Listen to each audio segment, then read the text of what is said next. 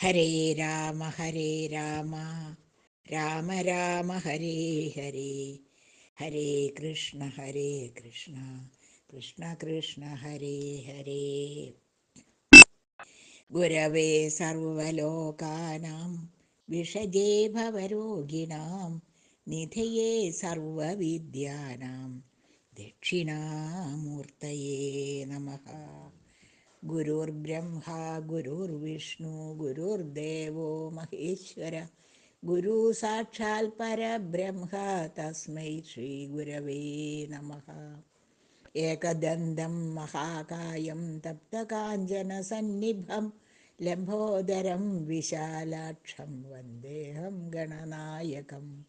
മാണിക്യവീണാമുപലാളയന്തിം മദാലസാം മഞ്ജുളവാഗ്വിലാസാം മഹേന്ദ്രനീലദ്യുതികോമളാംഗീം മാതംഗകന്യാം മനസാ സ്മരാമി.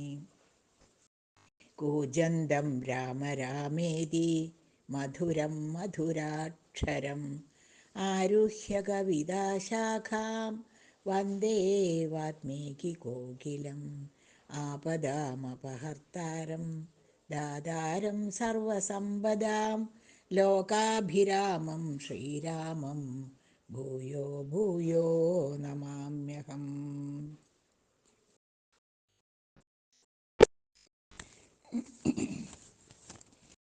സദാനന്ദരൂപം സകലപ്രബോധം ആനന്ദജ്ഞാനാമൃതപാരിജാതം മനുഷ്യപത്മേഷു രവിസ്വരൂപം പ്രണൗമി തുഞ്ചത്തെഴും ആചാര്യപാദം. മനോജവം മാരുതതുല്യവേഗം ജിതേന്ദ്രിയം ബുദ്ധിമതാം വരിഷ്ഠം വാതാത്മജം വാനരയൂഥമുഖ്യം ശ്രീരാമദൂതം മനസാ സ്മരാമി. ഓം നമോ നാരായണായ നമ. രാമ രാമ രാമ രാമ രാമ രാമ രാമ രാമ രാമ രാമ രാമ രാമ രാമ രാമ രാമ. എല്ലാ വർഷവും നമ്മൾ രാമായണ മാസമായിട്ട് കർക്കിടക മാസം ആചരിക്കുന്നു. അതുപോലെ ഇന്നും നമ്മൾ രാമായണ മാസം ആണല്ലോ ഇപ്പോൾ. രാമായണത്തിൽ കൂടി ഒരവലോകനം ഒന്ന് കടന്നു പോവാം. രാമായണത്തിൽ കൂടി പഴമക്കാർ പറയും കള്ളകർക്കിടകം എന്ന്. എന്താണ് ഈ കള്ളകർക്കിടകം എന്ന് പറയുന്നത്? ദുരിതത്തിൻ്റെ മാസം, എല്ലാവിധ അസുഖങ്ങളും കൂടി വരുന്ന മാസം. ഇങ്ങനെ എല്ലാം ദാരിദ്ര്യം, തൊഴിലില്ലായ്മ, അസുഖങ്ങൾ, മഴക്കാലം, ഒന്നുകൊണ്ടും ഒരു സുഖമില്ലാത്ത ഈ കാലത്ത് അല്ലേ, ഇതിനെല്ലാം പുറമെ എന്താ, എപ്പോൾ നോക്കിയാലും ദാരിദ്ര്യം, അസുഖങ്ങൾ, പെരുമഴ, അത്യുഷ്ണം കഴിഞ്ഞിട്ട് വരുന്ന ഈ സമയത്ത് നമ്മുടെ ശരീരത്തിന് വളരെയധികം അസുഖങ്ങൾ ബാധിക്കുന്ന ഒരു കാലം കൂടിയാണ് ഈ കർക്കിടക മാസം. അപ്പോൾ ഈ കർക്കിടക മാസത്തിലാണ് ആരോഗ്യം നിലനിർത്താനുള്ള മരുന്നുകളൊക്കെ, സുഖ ചികിത്സകളൊക്കെ ചെയ്യണത്.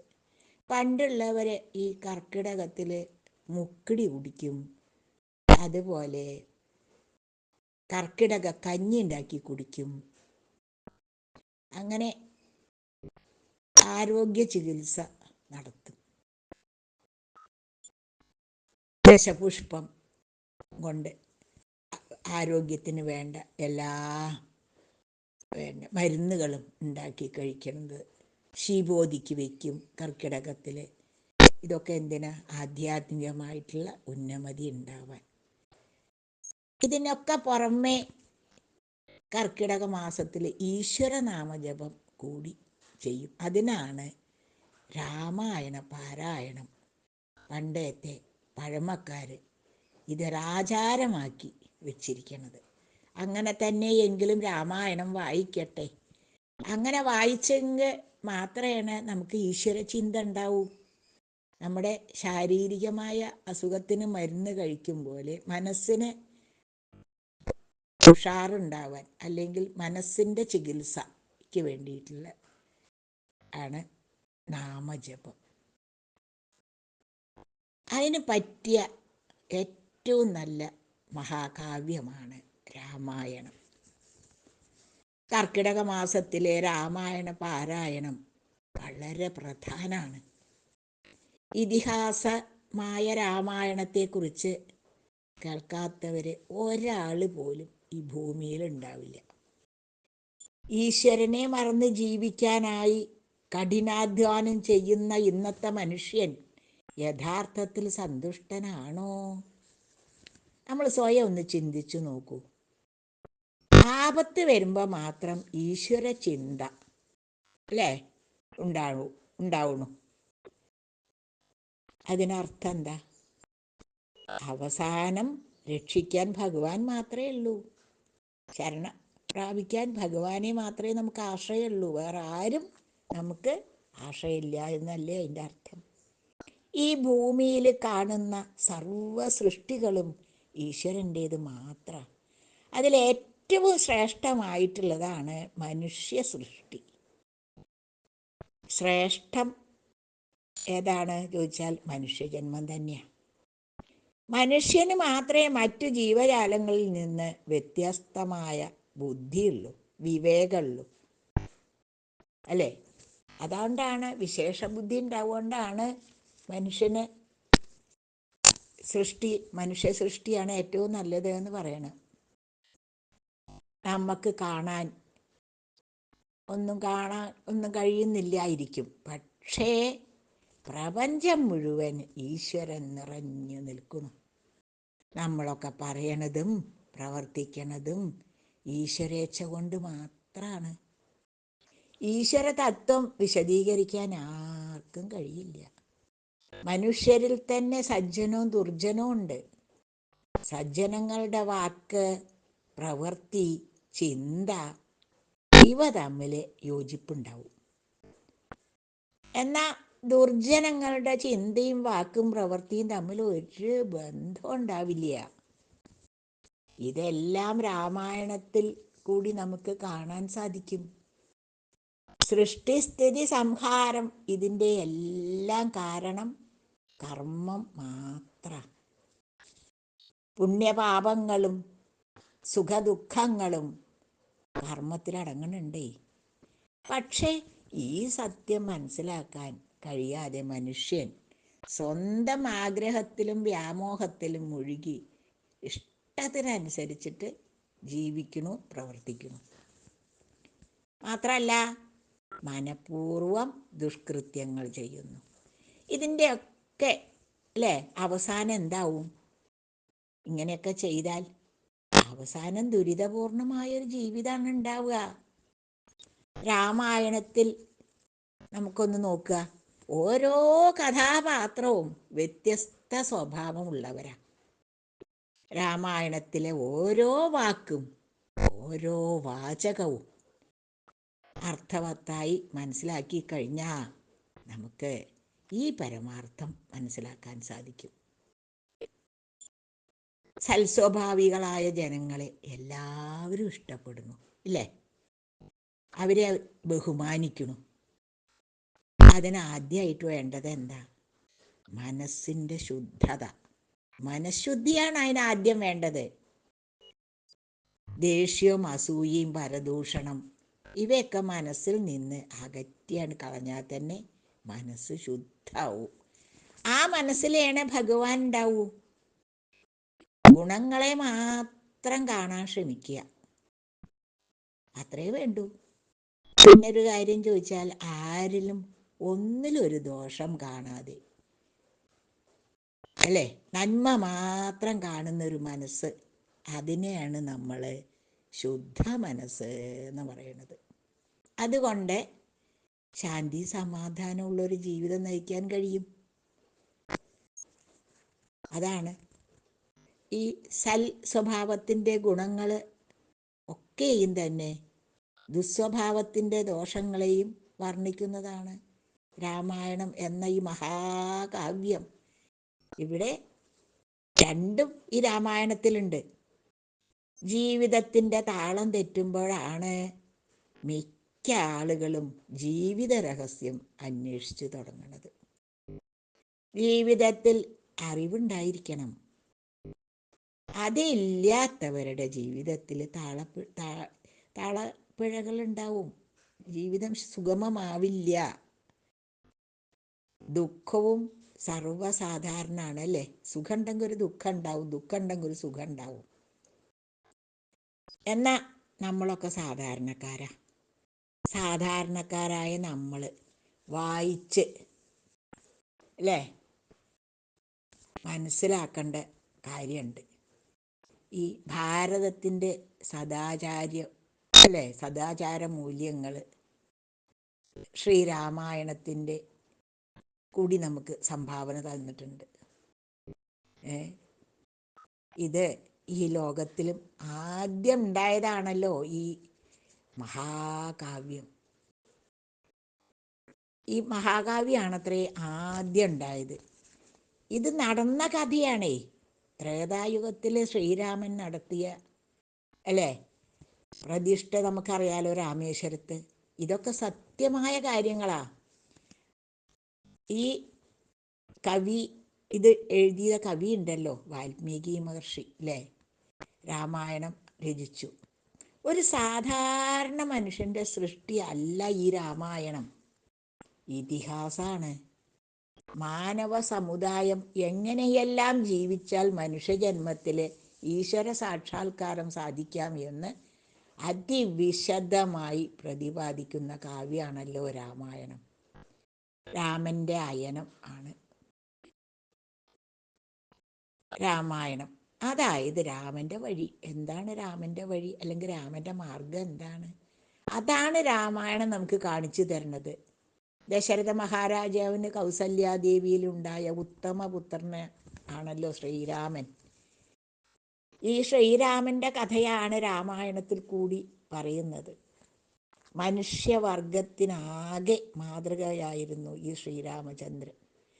ഈ ശ്രീരാമചന്ദ്രൻ്റെ ജീവിതത്തിലെ ഓരോ പ്രവൃത്തിയും നമ്മൾ നോക്കിക്കഴിഞ്ഞാൽ പിതൃസ്നേഹം, മാതൃസ്നേഹം, സഹോദര സ്നേഹം, സുഹൃത്തുക്കളോടുള്ള സ്നേഹം എന്നിവയ്ക്ക് മാതൃകയായിരുന്നില്ലേ ശ്രീരാമചന്ദ്രൻ? ധർമ്മം വിട്ടൊരു കർമ്മവും ശ്രീരാമൻ ചെയ്തിരുന്നില്ല. മാത്രമല്ല പ്രജാക്ഷേമത്തിൽ തൽപരനായിരുന്നു. അതുമാത്രമല്ല പക്ഷികളോടും മൃഗങ്ങളോടും എന്ന് വേണ്ട സകല ജീവികളോടും കാരുണ്യം കാണിച്ചിരുന്നു. ഭാരതത്തിന് ഏറ്റവും സ്വീകാര്യനായ ആദർശ പുരുഷൻ കൂടിയായിരുന്നു ശ്രീരാമചന്ദ്രൻ. എന്നാ ആദർശ വനിത ആരാ ചോദിച്ചാൽ സീതാദേവിയാണ്. ലക്ഷ്മണനും ഭരതനും ശത്രുഘ്നനും അവരെ 3 പേരെയും മാതൃകാ സഹോദരന്മാരായിട്ടാണ് കണ്ടത് ഇന്നത്തെ പോലെ തമ്മിലൊരു വൈരാഗ്യമോ ഒന്നും ഉണ്ടായിരുന്നില്ല, സ്പർദ്ധയൊന്നും. പിന്നെ ഹനുമാൻ, ഗുഹൻ പോലെയുള്ള മാതൃകാ സേവകരോ ഇന്ന് നോക്കിയാൽ കാണുമോ? ഇല്ല. മാത്രമല്ല ഈ സുഗ്രീവൻ വാനരന, വിഭീഷണൻ രാക്ഷസന, അവരെ പോലെയുള്ള മാതൃകാ സുഹൃത്തുക്കളായിരുന്നു ശ്രീരാമചന്ദ്രന് അപ്പൊ സുഹൃത്തുക്കളായ സജ്ജനങ്ങളോ ഇന്ന് നമ്മൾ കാണുന്നുണ്ടോ? ഇല്ല. അപ്പോൾ ഇതൊക്കെ രാമായണത്തിൽ കൂടി നമുക്ക് ഇന്ന് കാണാൻ സാധിക്കുന്നു. ഒരു രാജ്യത്തിൽ ധർമ്മവും പരിശുദ്ധിയും നീതിയും പുലരണമെങ്കിൽ എന്ത് വേണം? ശ്രീരാമചന്ദ്രനെ പോലെ ഉണ്ടെങ്കിൽ മാത്രമാണ്, ഭരണാധികാരി ഉണ്ടെങ്കിൽ മാത്രമേ അത് നടക്കുള്ളൂ. ഇന്നങ്ങനെയാണോ കാണുന്നത്? ഒക്കെ സ്വയം ഏകാധിപത്യം. അപ്പോൾ ഏകമായ മാതൃക നമുക്ക് രാമായണത്തിൽ കൂടി കാണാൻ കഴിയുന്നത് ശ്രീരാമചന്ദ്രനെയാണ്. അങ്ങനെ മാതൃകാ രാജാവായി വാഴുന്നൊരു വ്യക്തിക്ക് ഈ ലോകത്തിൽ സുഖിക്കാൻ അവസരം ഉണ്ടാവില്ല ഉണ്ടാവില്ല. അത് നമുക്ക് ശ്രീരാമചന്ദ്രൻ്റെ ജീവിതം വെളിപ്പെടുത്തി തരുന്നു രാമായണത്തിൽ കൂടി.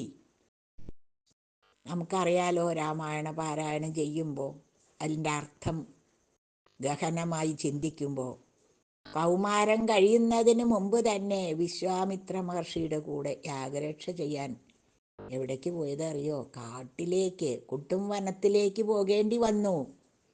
അത് നിമിത്തം ഉത്തരവാദിത്വം ഏറ്റെടുക്കാനുള്ള ആത്മധൈര്യം ചെറുപ്രായത്തിൽ തന്നെ ശ്രീരാമചന്ദ്രൻ ഉണ്ടായി.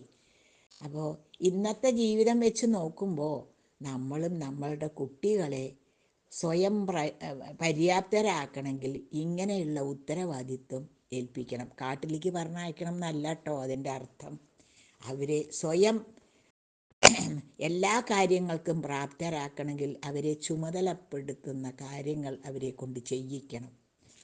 അല്ലാതെ അതിലാളന കൊണ്ട് അവരെ വഷളാക്കി വിടരുത്. യുവരാജാവായി ശ്രീരാമചന്ദ്രനെ അഭിഷേകം ചെയ്യാനുള്ള ഒരുക്കങ്ങളൊക്കെ തയ്യാറായി. അപ്പോഴാണ് പ്രിയ പിതാവിൻ്റെ വരദാനപ്രകാരം വനത്തിലേക്കുള്ള യാത്ര. എന്നാലോചിച്ച് നോക്കൂ, അഭിഷേകത്തിനൊക്കെ ഒരുക്കിയപ്പോഴാണ് കൈകേയി മാതാവിൻ്റെ ആ വരം ചോദിക്കലും. അതും ഒന്ന് ആലോചിച്ച് നോക്കൂ, ഒരു കൊല്ലോ ഒരു ദിവസമൊന്നുമല്ല, 14 നീണ്ട വർഷം. ജീവിതത്തിലെ ഏറ്റവും നല്ല പ്രായം അല്ലേ? 14 വയസ്സ് മുതൽ ഒരു 14 കൊല്ലം എന്ന് പറഞ്ഞാൽ മനുഷ്യായുസ്സിൽ ഏറ്റവും ആ യുവത്വമുള്ള സമയം. സകല സുഖഭോഗങ്ങളും സ്വർഗസമാനമായ കൊട്ടാരമൊക്കെ വിട്ട് കാട്ടിലെ കിഴങ്ങ് വർഗവും വനച്ചോലയിലെ വെള്ളമൊക്കെ കുടിച്ച് വൃക്ഷച്ചുവട്ടിൽ കഴിയേണ്ടി വന്ന ശ്രീരാമചന്ദ്രനെയാണ് നാം കാണുന്നത്. അഭിഷേകം കഴിക്കാൻ അച്ഛൻ തീരുമാനിച്ചപ്പോഴും കൈകേയിക്ക് കൊടുത്ത വരം നിറവേറ്റാൻ വനത്തിലേക്ക് പോകാൻ പുറപ്പെട്ടപ്പോഴും ശ്രീരാമന് മുഖത്ത് ഒരേ ഭാവമായിരുന്നു. അത് നമുക്ക് രാമായണം വായിച്ചാൽ മനസ്സിലാവും. വിവേകത്തിൻ്റെയും വ്യക്തിത്വത്തിൻ്റെയും ഒക്കെ ഉടമകൾക്ക് മാത്രമേ ഇത് സാധിക്കുള്ളൂ. ഒരു സാധാരണക്കാരനെ കൊണ്ട് കഴിയില്ല. ലോകത്തിൽ ജീവിച്ചിട്ടുള്ള മനുഷ്യരിൽ വെച്ച് ഏറ്റവും ശ്രേഷ്ഠനും സർവഗുണസമ്പന്നനും മാത്രമല്ല സത്യസന്ധനും ധീരനും ധർമ്മജ്ഞനും കൃതജ്ഞനും സർവോപരി ആദർശനിഷ്ഠമായ വ്യക്തി ആരാളുള്ളത്? സാക്ഷാൽ ശ്രീരാമചന്ദ്രൻ. രാമായണ കഥയിലെ പ്രധാന വ്യക്തിയാണല്ലോ ശ്രീരാമൻ. സീതാദേവിയുടെ ക്ഷമ പ്രശംസനീയ, മാതൃകാപരമാണത്. ശ്രീരാമനനുസരിച്ച പത്നി തന്നെയാണ് സീത. അതികഠിനമായ ദുഃഖങ്ങളും അത്യുഗ്രമായ പരീക്ഷണങ്ങളും സീതാദേവിക്ക് നേരിടേണ്ടി വന്നിട്ടുണ്ട് അല്ലേ? അപ്പോൾ സാധാരണക്കാരായ നമ്മുടെയൊക്കെ സ്ഥിതി ആലോചിച്ച് നോക്കൂ. സ്ത്രീ ക്ഷമയുടെ പര്യായം എന്ന് പറയാൻ ഇതൊക്കെ തന്നെയാണ് കാരണം. സീതാദേവി തന്നെയാണ് സ്ത്രീകൾക്ക് മാതൃക. ശാന്തിയും സമാധാനവും രാജ്യത്തിൽ ആവോളം നിലനിർത്താൻ ദുഷ്ടന്മാരെ നിഗ്രഹിക്കുക, അതിനുള്ള ശക്തിയും ബുദ്ധിയുമാണ് അല്ലേ? എങ്ങനെയാതുണ്ടാവുക? ആത്മീയ പരിശുദ്ധിയിൽ കണ്ടെത്തുക എന്നതാണ് രാമായണം നൽകുന്ന ഗുണപാഠം. രാമായണം അതുകൊണ്ടാണ് എന്നും പാരായണം ചെയ്യണം എന്ന് പറയണത്. മാത്രമല്ല രാമായണത്തിലെ ഓരോ കഥാപാത്രവും സാധാരണ ജനങ്ങളിലേക്ക് ഇറങ്ങി ചെല്ലണം. വെറുതെ അങ്ങോട്ട് വായിച്ചു പോയാൽ പോരാ, വളരെ ശ്രദ്ധയോടുകൂടി വായിച്ചാൽ നമുക്ക് ഓരോ വാക്കിലും ഓരോ വാചകത്തിലും അനവധി അർത്ഥങ്ങൾ കാണാൻ സാധിക്കും. കാമലംബടനും ദുഷ്ടനും അധർമ്മിയുമായ രാവണൻ ഒരു എന്നൊരു കഥാപാത്രം ഉണ്ട്. അതിൽ സ്വന്തം മക്കളെ, അത് മാത്രമല്ല നമ്മളെ ആ രാവണൻ്റെ കുലത്തെയും സകല ശ്രേയസ്സുകളെയും അടിയറ വെച്ച് നശിപ്പിച്ചു. എന്നിട്ട് അതിനെ കൊണ്ട് തീർന്നോ? ഇല്ല, സ്വയം മരണം ഏറ്റുവാങ്ങി.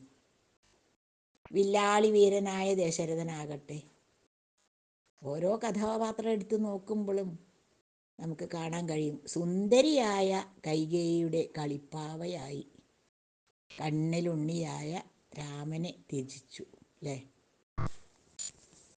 സ്വന്തം ജീവനും അതുകൊണ്ട് ഉപേക്ഷിക്കേണ്ടി വന്നു ദശരഥ മഹാരാജാവിന്.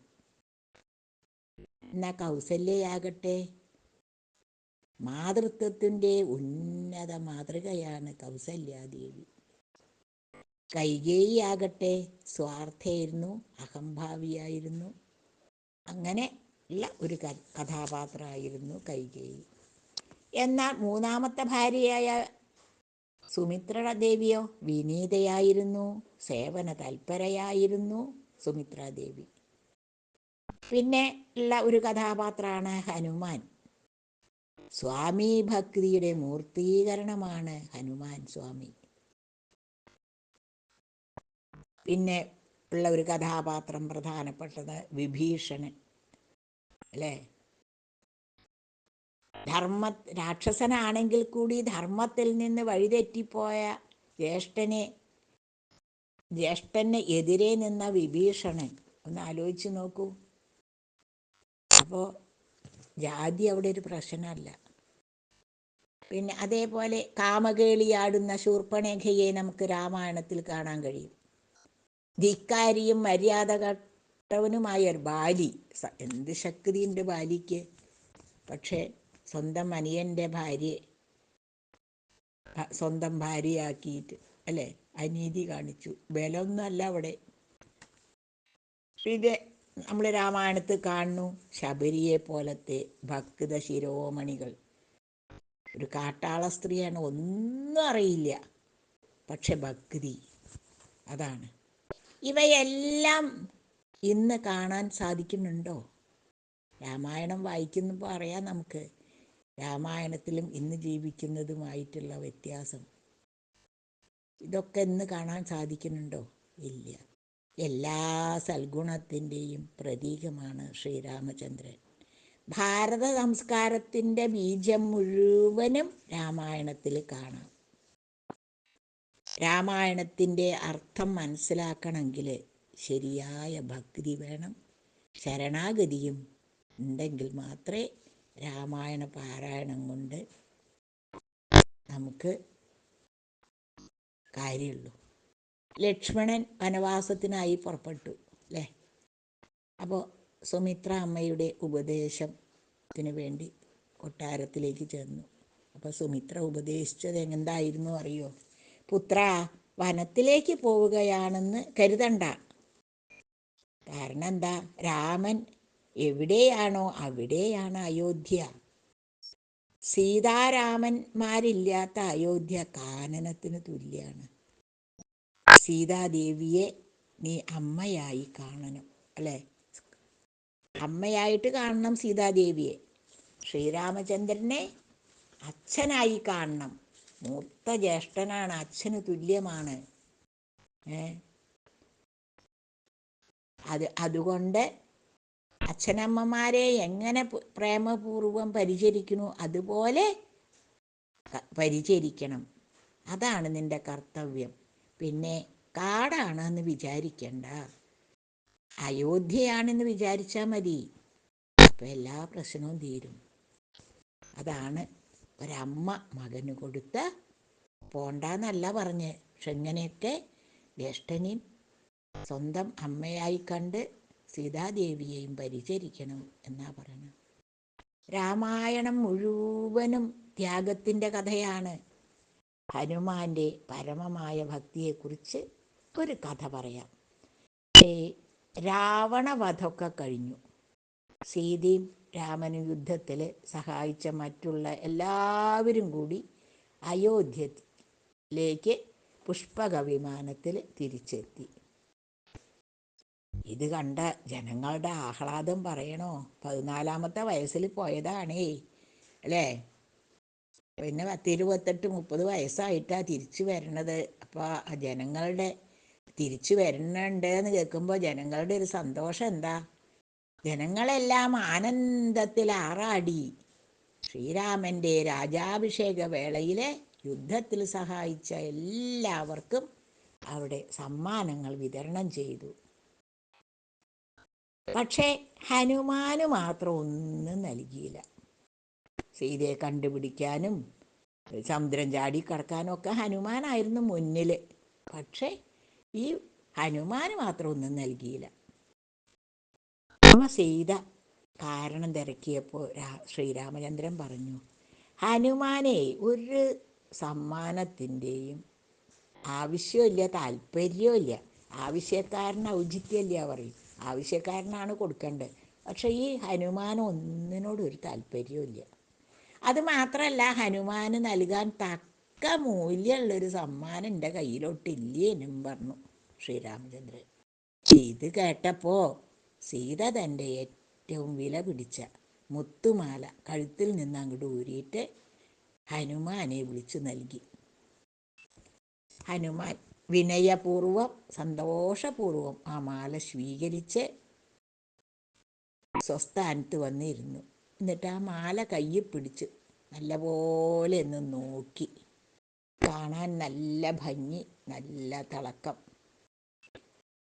ഹനുമാൻ അതിൽ നിന്ന് മുത്തുമാലയാണേ, ഓരോ മുത്തുകൾ അങ്ങനെ മാല കോർത്തേന്ന് പറിച്ചെടുത്തു. ഓരോ മുത്ത് ആ മാലയിൽ നിന്ന് അങ്ങനെ പറിച്ചെടുത്തു. എന്നിട്ട് ഓരോ മുത്തും അങ്ങനെ കടിച്ചു നോക്കി. കടിച്ചതിന് ശേഷം ഒന്ന് ചെവിയിൽ വയ്ക്കും. ചെവിയിൽ വെച്ച് നോക്കിയിട്ട് കുറച്ച് നേരം അങ്ങനെ ഇരിക്കും. എന്നിട്ട് നിരാശനായിട്ട് ആ മുത്താണ്ട് വലിച്ചെറിയും. അങ്ങനെ ആ മാലയിലുള്ള മുത്തുകൾ മുഴുവൻ ഹനുമാൻ കടിച്ച് പറിച്ച്, വാനരന്മാരങ്ങനെയല്ല, എന്ത് കിട്ടിയാലും കടിക്കും. എന്നിട്ടൊന്ന് ചെവിയിൽ വയ്ക്കും, ഒന്ന് നോക്കിയിരിക്കും, എന്നിട്ട് വലിച്ചാണ്ടെറിയും. അങ്ങനെ ഹനുമാൻ്റെ ഈ പെരുമാറ്റം കണ്ട് സീതയ്ക്ക് വിസ്മയം തോന്നി. എന്താ ഇപ്പോൾ ആരെങ്കിലും ഇങ്ങനെയൊക്കെ ചെയ്യുമോ? താന് ഏറ്റവും ഇഷ്ടപ്പെട്ട മാലയാണ്. നമ്മളൊരാൾക്ക് ഇഷ്ടപ്പെട്ട ഒരാൾക്ക് കൊടുക്കുമ്പോൾ ഇഷ്ടപ്പെട്ട സാധനമാണ്, നമുക്ക് ഇഷ്ടപ്പെട്ടതാണ് നമ്മൾ കൊടുക്കുക. അതിനിപ്പോൾ ആഹാരമാണെങ്കിലും വസ്ത്രമാണെങ്കിലും എന്താണെങ്കിലും നമുക്ക് ഇഷ്ടപ്പെട്ട ഒരാൾക്ക് നമ്മൾ കൊടുക്കുക, നമ്മൾക്ക് ഇഷ്ടപ്പെട്ട സാധനമാണ്. അതുപോലെ സീതാദേവിക്ക് ഇഷ്ടപ്പെട്ട മാലയായിരുന്നു, അതുകൊണ്ടാണ് അത് കഴുത്തുനിന്ന് ഊരി കൊടുത്തത്. അപ്പോൾ ഇങ്ങനത്തെ ചെയ്തികൾ കണ്ടപ്പോൾ സീതാദേവിക്ക് വിസ്മയം തോന്നിയിട്ട് ചോദിച്ചു, ഹനുമാനെ, എത്ര വലിയ വിലയേറിയ മാലയാണ് ഇത് അറിയോ? അത് മാത്രമല്ല, ഇതിൻ്റെ പിതാവ് എനിക്ക് വിവാഹ സമയത്ത് നൽകിയ മുത്തുമാലയാണ് കേട്ടോ. പക്ഷേ അതിൻ്റെ മൂല്യം അറിയാതെ നീ അത് ഓരോന്നും പറിച്ച് കടിച്ച് എറിഞ്ഞു കളഞ്ഞു, ചതുങ്ങി. വേറെ അതൊന്നും ചെയ്യാൻ പറ്റില്ല. കടിച്ച മുത്തൊക്കെ ഞെണങ്ങി പോവില്ലേ? ഈ വാനരന്മാരങ്ങനെ എന്ത് കണ്ടാലും പിടിച്ച് പറിച്ചൊന്ന് കടിക്കും. ഇപ്പോഴും വാനര ചാബല്യം ഉപേക്ഷിക്കാറായിട്ടില്ല അല്ലേ ഹനുമാനേ? അപ്പോൾ ഹനുമാൻ പറഞ്ഞ മറുപടി എന്താ അറിയോ? എൻ്റെ പ്രഭു ശ്രീരാമൻ്റെ പവിത്ര നാമം അതിലുണ്ടോയെന്ന് അറിയുന്നതിന് വേണ്ടിയിട്ടാണ് ഞാൻ ഓരോന്നും കടിച്ചു നോക്കിയത്. അത് ഞാൻ മാലയൊക്കെ ഒന്ന് പരിശോധിച്ചു, അതിലൊന്നും ശ്രീരാമനാമം കണ്ടില്ല. എന്നാൽ കടിച്ച് പൊട്ടിച്ചാൽ അതിൻ്റെ ഉള്ളിലുണ്ടോ നോക്കി, അതുമില്ല. അങ്ങനെ ഞാൻ ഓരോ മുത്തിലും രാമനാമം കണ്ടതുമില്ല. എന്നാൽ ശബ്ദം കേൾക്കുന്നുണ്ടോയെന്നോ ചെവിയിൽ വെച്ച് നോക്കി, അതൊട്ട് കേട്ടതുമില്ല. അതുകൊണ്ട് ഞാൻ എറിഞ്ഞു കളഞ്ഞതാണ്. ഇങ്ങനെ പറഞ്ഞുകൊണ്ട് ഹനുമാൻ തൻ്റെ കയ്യിൽ നിന്നൊരു രോമം ഇങ്ങോട്ട് പറിച്ചെടുത്തു. ആ രോമം സീതാദേവിയുടെ ചെവിക്കടുത്ത് കൊണ്ട് പിടിച്ചു. അതിൽ നിന്നും രാമനാമം പുറപ്പെടുന്നത് സീതാദേവി കേട്ടു. സീതാദേവി ആഞ്ജനേയനെ പ്രകീർത്തിച്ചുകൊണ്ട് പറഞ്ഞു, രാമ ദൗത്യം നിറവേറ്റിയ വാനരകുല ശിഖാമണിയാണ് നീ. ലങ്കാമർദ്ദനം നടത്തിയ ധീരനാണ് ഹനുമാനെ നീയെ. ഹനുമാൻ ഇല്ലെങ്കിൽ രാമായണം ഇല്ലെന്ന് പറയാറുണ്ട്. ഭക്തി, ശരണാഗതി എന്നിവയുടെ മൂർത്തീഭാവമാണ് ഹനുമാൻ. രാമനാമം ജപിക്കുന്നിടത്തെല്ലാം ഹനുമാന്റെ സാന്നിധ്യം ഉണ്ട്. രാമന്റെ നാമവും രൂപവും വിഭിന്നമല്ല. ഹനുമാൻ അല്ലേ, ഹനുമാൻ അത്ര രാമഭക്തനാണ്. അപ്പോൾ ഹനുമാൻ ഈ ഏകത അനുഭവിച്ചറിഞ്ഞിട്ടുണ്ട്. രാമനാമത്തിൻ്റെ മഹിമ ഹനുമാൻ മാത്രമേ അറിഞ്ഞിട്ടുള്ളൂ.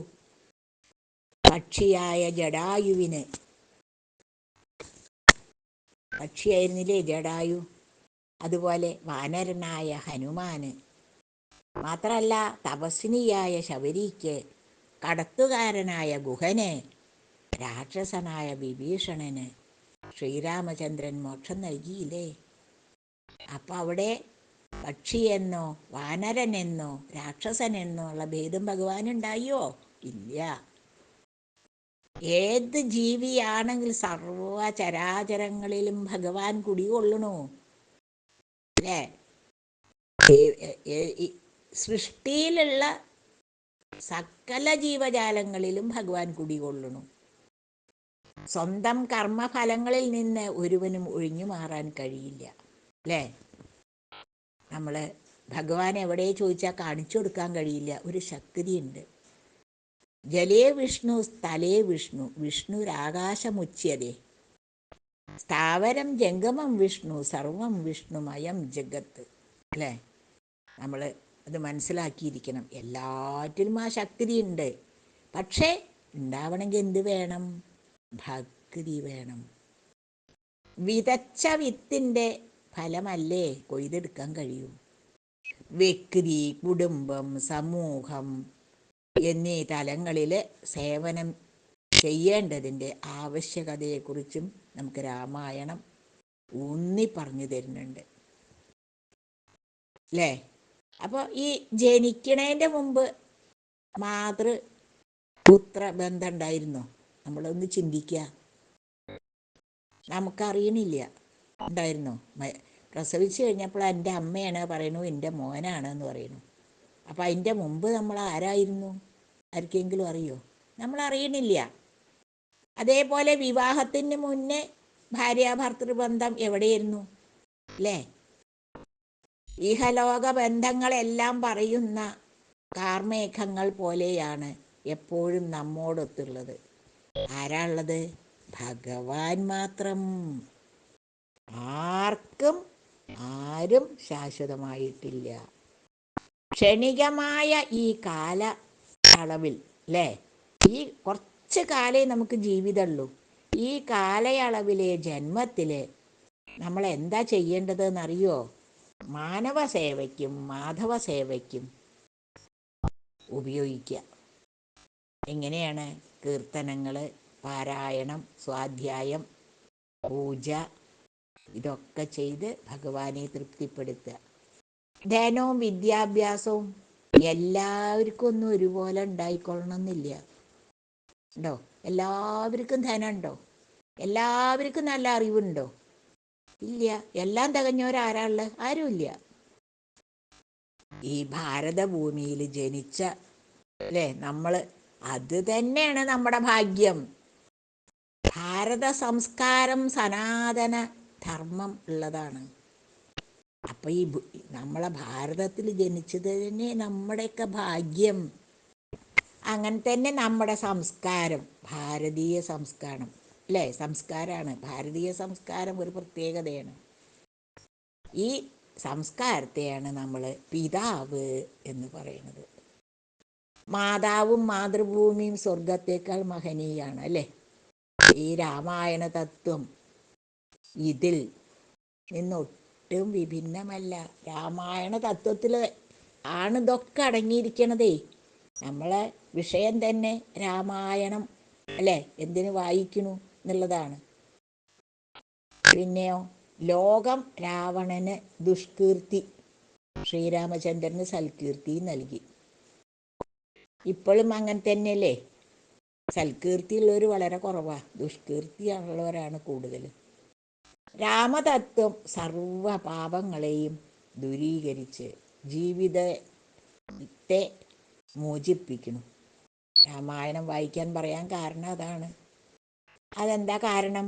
രാമനാമത്തിന് പാപം കഴുകിക്കളയാൻ കഴിയും, അജ്ഞാനം അകറ്റാൻ കഴിയും, മനഃശാന്തി അരുളാനും ശക്തി ഉണ്ട് എന്ന് മനസ്സിലാക്കുക.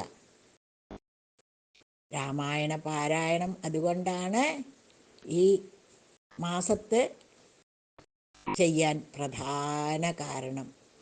ഒരു സുഖമില്ലാത്ത കാലാണ് കർക്കിടക മാസം. അതുകൊണ്ടാണ് രാമായണം ആചരിക്കണം എന്ന് പറയാൻ കാരണം. എന്നാൽ അത് മാത്രം പോരാ, എല്ലാ ദിവസവും വായിക്കണം.